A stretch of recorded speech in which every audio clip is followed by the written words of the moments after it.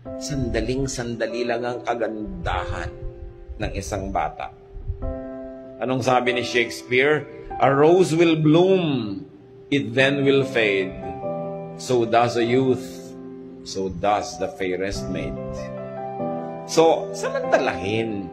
Huwag natin silang pigilan na magkaroon ng mga kasiyahan hanggat hindi offensive sa Diyos. Yan naman lagi ang hangganan eh. Siyempre may hangganan ng lahat ng bagay.